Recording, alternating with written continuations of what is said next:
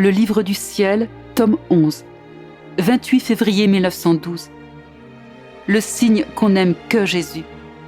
Ceux qui aiment Jésus sont unis à lui. Ce matin, quand mon aimable Jésus est venu, je lui ai dit « Oh mon cœur, ma vie et mon tout, comment peut-on savoir si quelqu'un n'aime que toi ou en aime aussi d'autres ?» Il me répondit « Ma fille, si l'âme est remplie de moi jusqu'au bord, au point de déborder, c'est-à-dire si elle ne pense qu'à moi, ne recherche que moi, ne parle que de moi et n'aime personne d'autre que moi, s'il semble que rien d'autre que moi n'existe pour elle et que tout le reste l'ennuie. Au plus, elle n'accorde que des miettes à ce qui n'est pas Dieu, par exemple aux choses nécessaires à la vie naturelle. C'est ce que font les saints. C'est ainsi que j'ai fait pour moi-même et avec les apôtres, ne donnant que des indications sur quoi manger ou sur l'endroit où passer la nuit.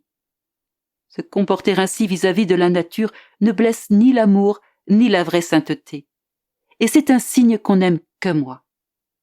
Mais si l'âme papillonne d'une chose à l'autre, pensant à moi à un moment et à quelque chose d'autre au moment d'après, parlant de moi à un moment, puis longuement de quelque chose d'autre, et ainsi de suite, cela est un signe que cette âme n'aime pas que moi.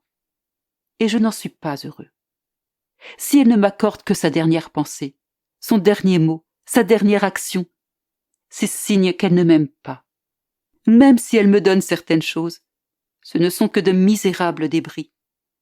Et c'est ainsi que font la plupart des créatures. Oh ma fille, ceux qui m'aiment sont unis à moi comme les branches au tronc d'un arbre.